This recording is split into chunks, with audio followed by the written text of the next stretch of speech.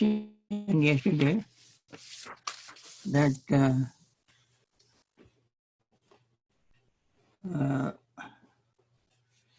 ignorance does not arise by itself. Ignorance has its own supporters. Ignorance depends on other factors. In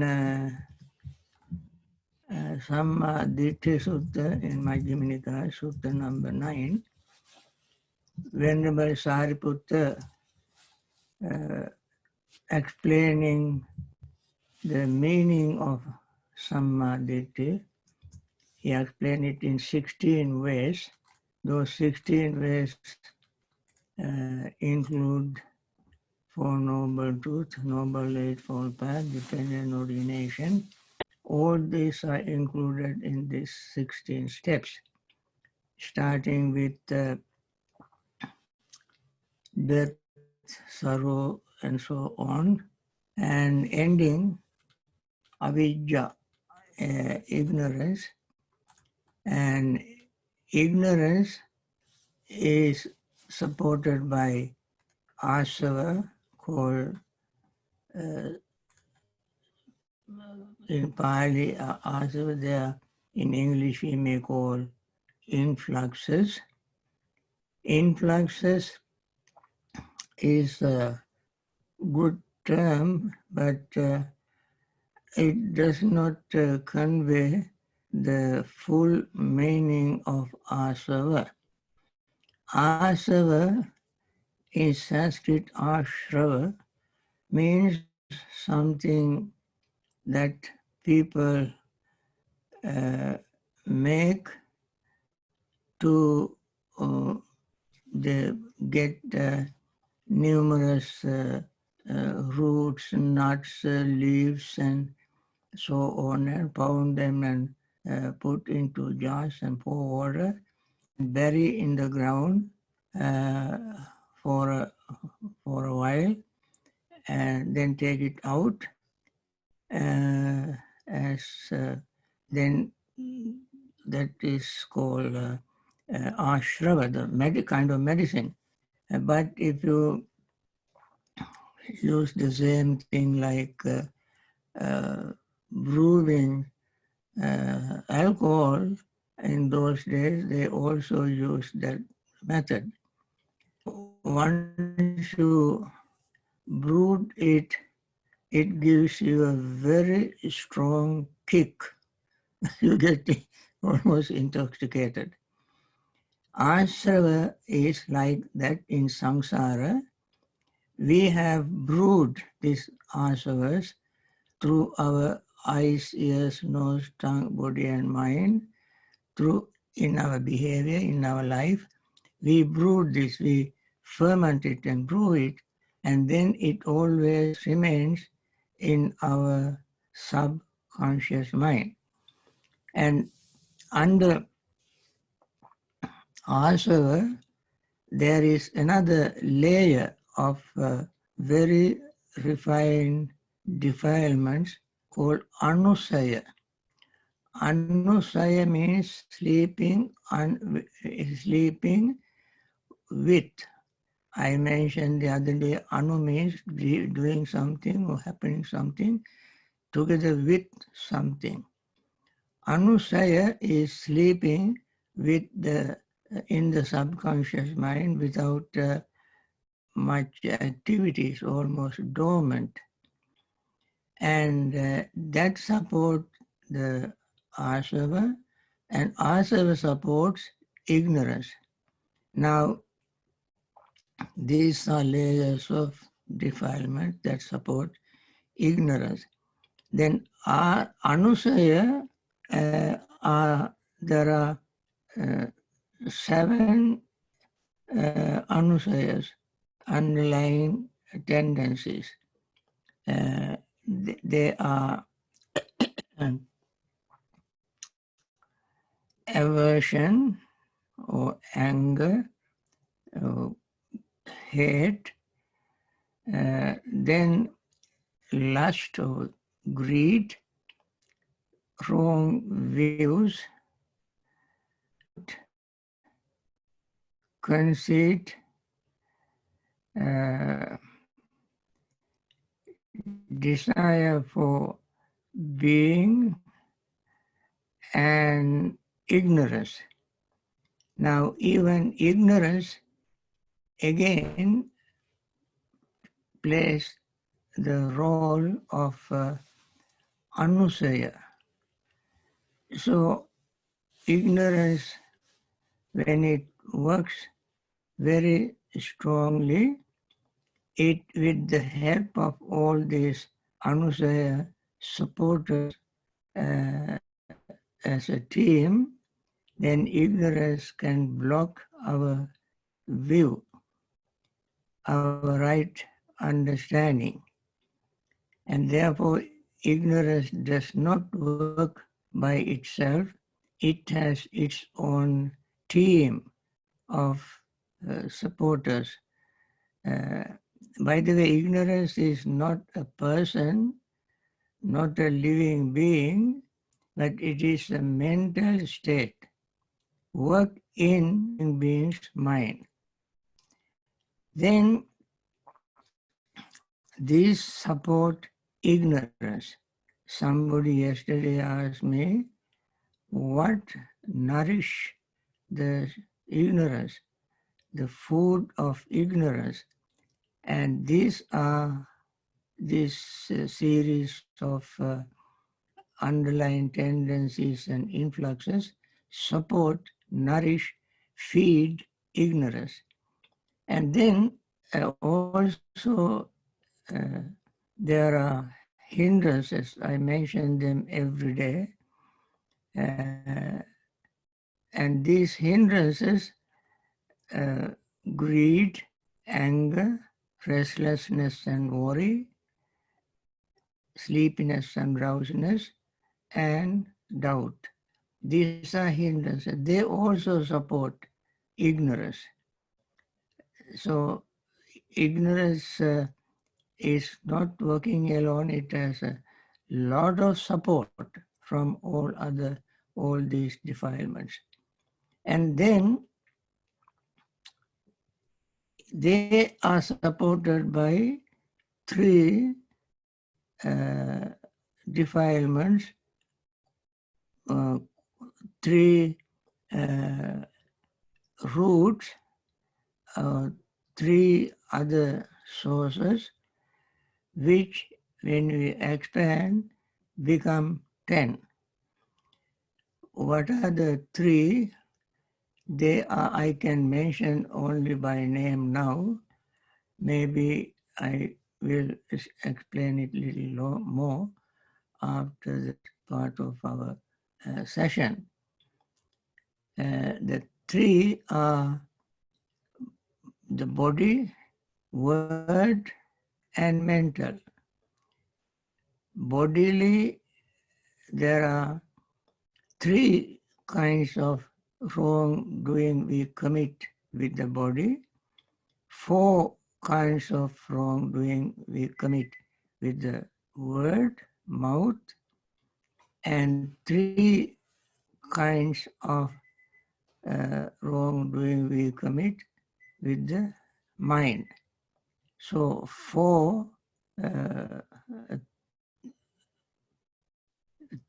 three physical, four verbal, and three mental. Altogether, there are 10 unwholesome commitments. They are called unwholesome karmas. They are called unwholesome. On the one hand, they bring us painful suffering, painful results.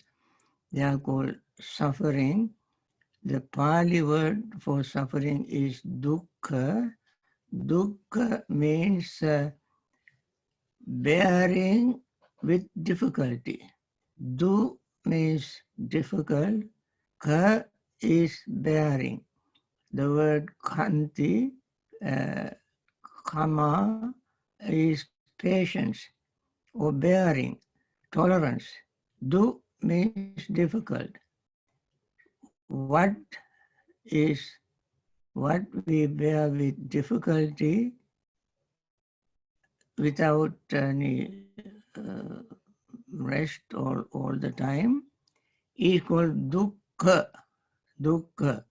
And this dukkha is a very heavy burden. This entire life of five aggregates, Buddha called dukkha kanda. In first sermon, Dhamma Chakkapavattana Sutta, as well as in the dependent origination, Buddha calls it dukkha kanda. In Paticcasamuppada, dependent origination, and saying eva metassa kevalassa dukkha kandassa samudayo hoti, dukkha kandassa nirodho hoti, and so forth. This we have five khandas: rupa, vedana, sanya, sankhara, vijnana, and these five khandas together called dukkha khanda, the mountain of suffering. Khanda also means mountain. Dukkha khanda is mountain of suffering. That is what we are carrying along with us, and therefore we have to do something to relieve the burden of this dukkha khanda, mountain of suffering. And that's what we are doing little by little every day. We just mentioned very little. The bulk of work is with you in your homework. With this, let us begin our meditation, Metta meditation first.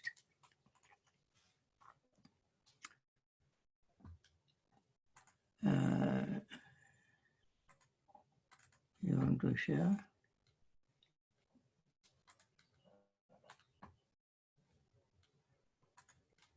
Okay.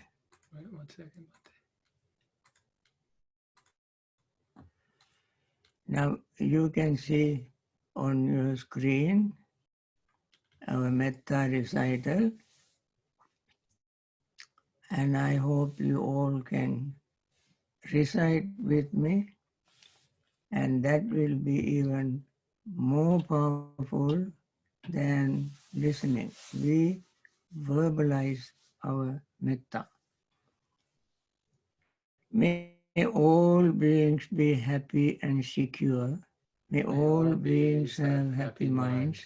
Whatever living beings there may be, without exception, weak or strong, long, large, medium, short, subtle or gross, visible or invisible, living near or far, born or coming to birth, may all beings have happy minds. Let no one deceive another, nor despise anyone anywhere. Neither from anger nor ill will should anyone wish harm to another. As a mother would risk her own life to protect her only child, even so towards all living beings, one should cultivate a boundless heart. One should cultivate for all the world a heart of boundless loving friendliness, above, below, and all around, unobstructed, without hatred or resentment, whether standing, walking, sitting, lying down, or whenever awake. One should develop this mindfulness. This is called divinely dwelling here, not falling into erroneous views, but virtuous and endowed with vision, removing desire for sensual pleasures. One comes never again to birth in the womb. Okay. Now we want to, once we started sharing our loving, friendly thoughts, this is, friends, very powerful, very strong, great wish that we make this morning every day, especially this time of our human history we have so much pain and suffering, and so many people on every continent, every country, 185 countries, people are having this very nasty enemy.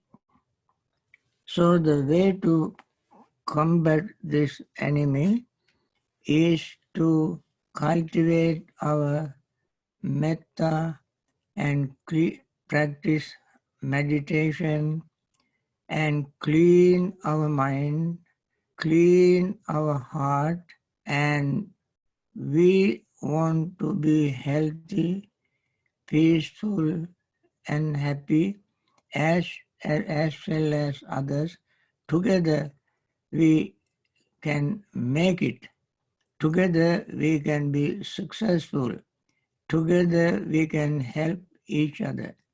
And therefore we must do this together as a one unit, one human body, living any nook and corner, any part of the world. We are the same breathing, living, feeling being. And therefore this practice is a wonderful practice to help all of us in any form, any shape, anywhere in the world. With this, let us breathe very relieving air, the breath pure and clean, focusing our entire mind, attention on the breath. Breathe in, noticing inhaling without verbalizing. Breathe out without verbalizing. Notice the beginning, middle, and end of each inhaling if possible. Most probably, most of us cannot notice the beginning, middle, and end of each inhaling and each exhaling, but at least we can notice inhaling, pause, exhaling, pause. Noticing this, breathe in and breathe out. At the same time, we feel the breathing, we perceive the breath, we pay attention to the breath, and we are conscious of the breath. So there are 5 segments: the breath, feeling, perceptions, thought, and consciousness. And all of them change as we inhale and exhale. And we cannot stop to pick one or the other. They all flow together. If we stop to pick one, then we lose our insight, our awareness. We let them flow and be aware of changes taking place in us. In all these, we can see changes. And then our hindrances, as I mentioned earlier, greed, resentment, restlessness and worry, sleepiness and drowsiness, and doubt. These are obstructions.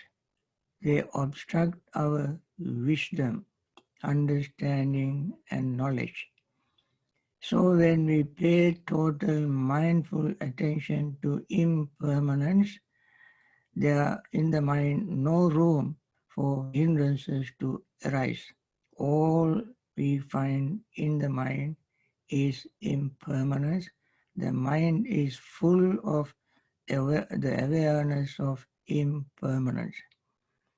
Then the body becomes calm, relaxed, and peaceful. The breath becomes calm, relaxed, and peaceful. Mind becomes calm, relaxed and peaceful. At that level, we gain a degree of concentration, which is endowed with letting go of anything, letting go of the past, letting go of the future, and being aware of what is happening now.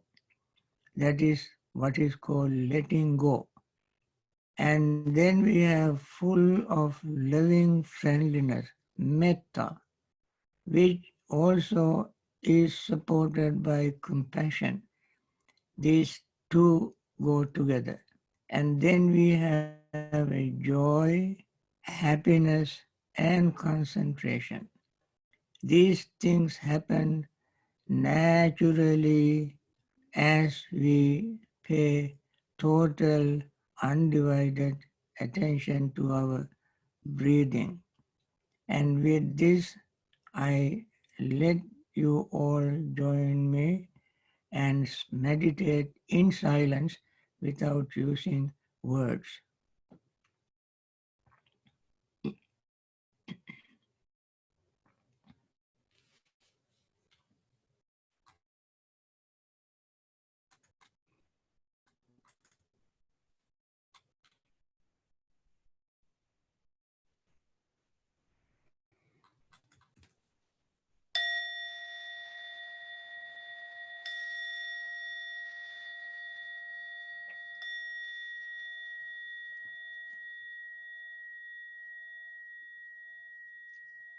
Dukkha patta ca niddukkha, bhaya patta ca nibbhaya, soka patta ca nissoka, hontu sabbe pipanino.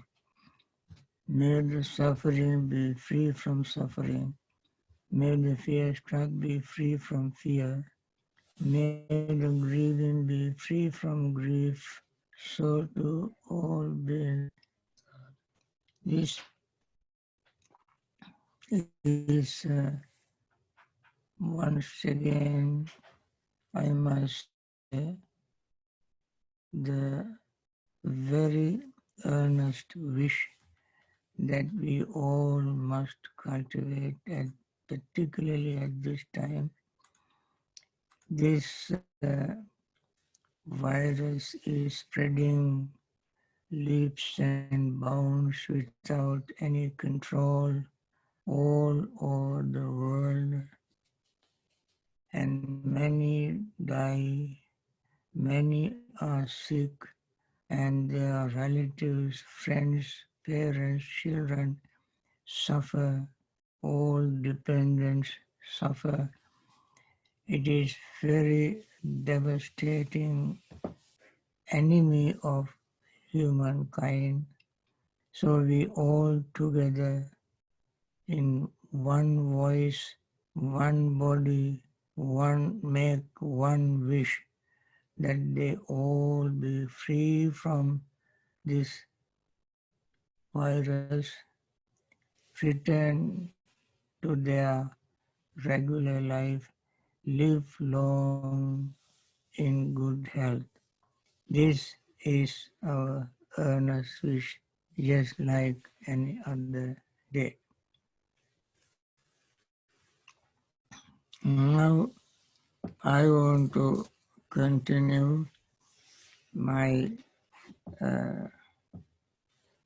little talk this morning on the dependent origination. I stopped saying that there are 10 unwholesome karmas we commit primarily because of our ignorance. 3 of them we commit physically, 4 verbally, and 3 again mentally. 3 bodily actions are killing, stealing, and sensual misconduct. these three are committed because of our ignorance. Killing, no matter what the purpose, is done with ignorance. We may try to justify it, but still there is ignorance underlying killing. People who do kill may not like to hear that it is done with ignorance. They may do it thinking that that will benefit some, but we have to be wiser to find another way of helping others. And as long as we do not see any possibility of finding another way, we are in ignorance. And then stealing, no matter what kind of stealing it is, time, energy, material things, ideas, and so on. There are very many things in the world that people can steal, justifying their stealing. Sometimes some people steal Buddha statues. Some people steal meditation cushions. So I heard somebody telling us that that person was waiting to see somebody attaining enlightenment, meditating on sitting on a stolen cushion. That is, it is there is a sarcastic remark in it, but still that is true. We cannot steal even the Buddha statue, thinking that Buddha doesn't belong to anybody. This, I must take this away. That is wrong, because someone who keeps the Buddha statue in his room or house or temple or wherever has very great faith in the statue. When the person loses it, person feels sad, and by stealing you cause sadness in the person's mind. And therefore, no matter what we steal, how small it is stealing. And then sensual misconduct. I would say sensual instead of sexual. Sensual misconduct is abusing our eyes, ears, nose, tongue, body, and mind. How we abuse them? We see things all day long. Perhaps I know some people keep watching various things on television, internet, and read things that would pollute the mind. So using eyes or abusing eyes is misconduct of the eye. Hearing sounds, we can abuse our hearing. Listening to very unpleasant things. Some people enjoy saying unpleasant things. So someone enjoying that is committing the same error, unwholesome karma. Unwholesome things will never produce wholesome results. It always produces unwholesome results. Just as when we plant seed of bitter gourd, you cannot expect apple from it, or the grapes, grape, you will expect bitter fruit. That is the way it is. And then abusing nose. I heard sometimes children who are addicted to various illicit drugs, they go to hardware stores and open paint thinners and sniff to get high. They may sniff magic markers to get high. This is how they abuse the nose. And then the tongue we abuse by eating wrong things or too much. Although it is tasty at the moment, but later it produces unwholesome results. Then we abuse our body. Abusing body is sexual misconduct comes under abusing the body. And that also produces unwholesome, painful results. And then the last is abusing the mind. We abuse our mind, but by not using it, by cultivating it properly, and letting the mind be bombarded with very unwholesome mental states called they themselves can be called unwholesome dhammas. Now this is how the first we abuse our body, and then uh, the words we abuse our tongue by telling lies and breaking friendship between two people, that is translated into slanderous talk or malicious talk into English. The Pali word is pe sunya. Pe means priya. Priya means friendly. Sunya means destroying.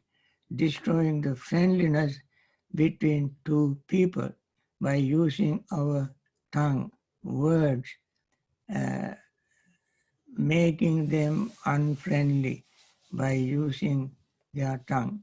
And that is very, very harmful, unwholesome karma. Then harsh language, directly or indirectly, insulting, accusing,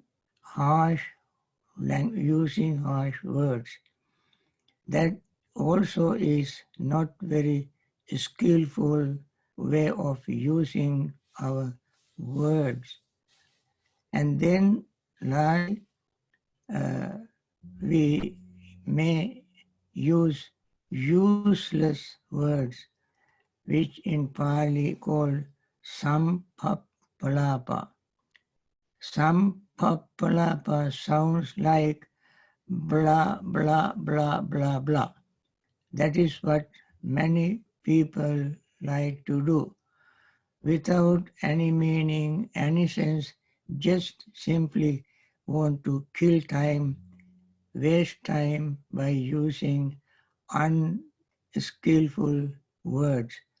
And all these are done because of ignorance of how harmful they are.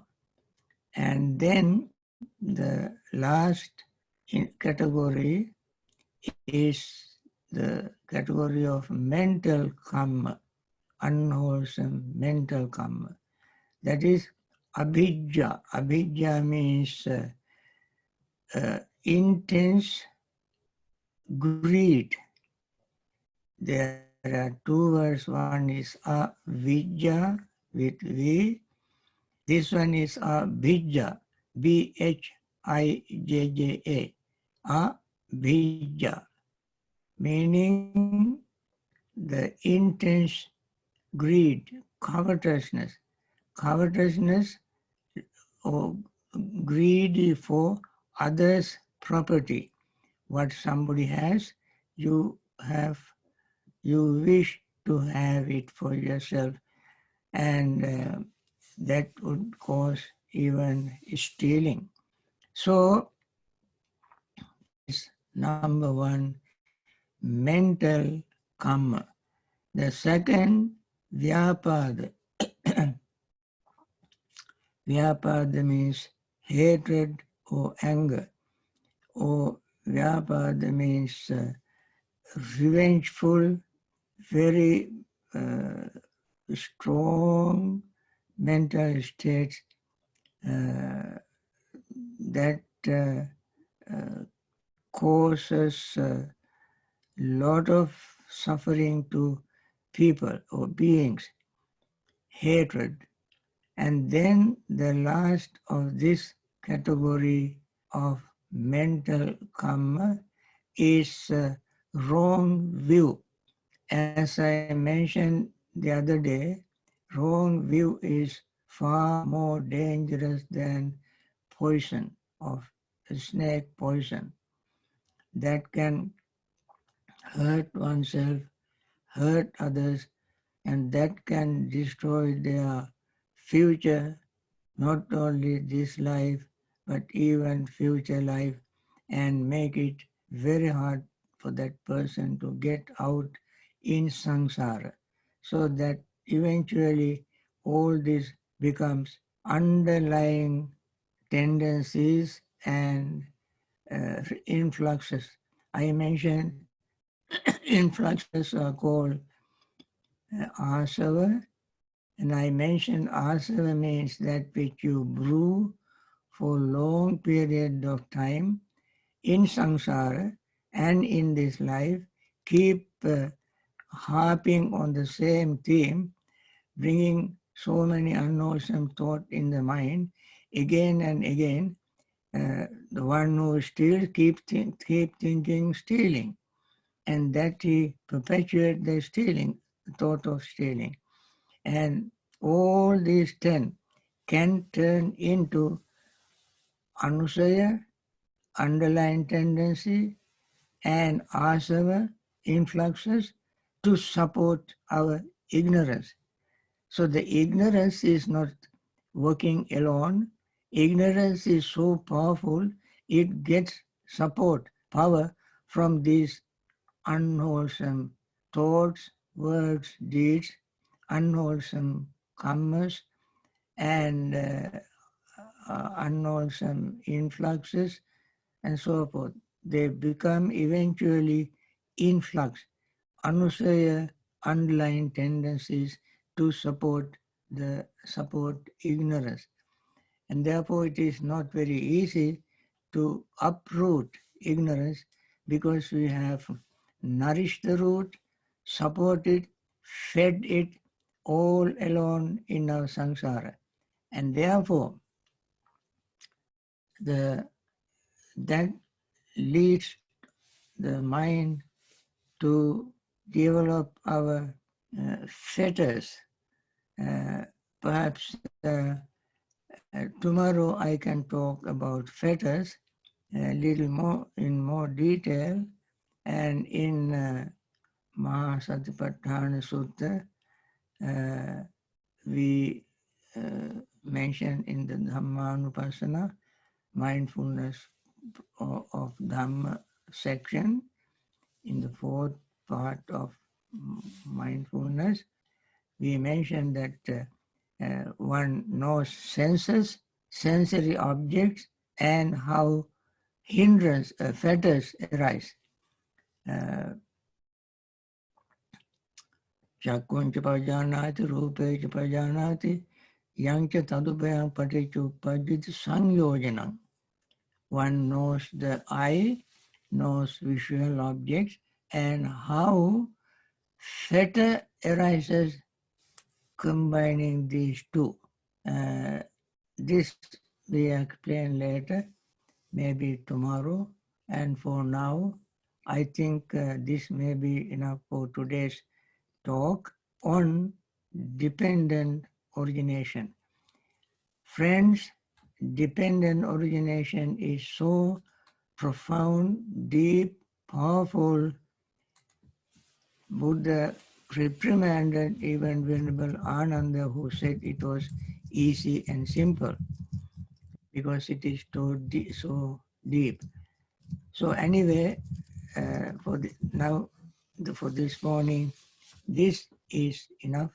And once again, I want to conclude this short session, wishing once again peace, happiness, solace, and comfort for all those who are suffering, all those who are helping them to recover from suffering, all those who are facilitating in many ways, producing medicine, giving care, and helping them, transporting, and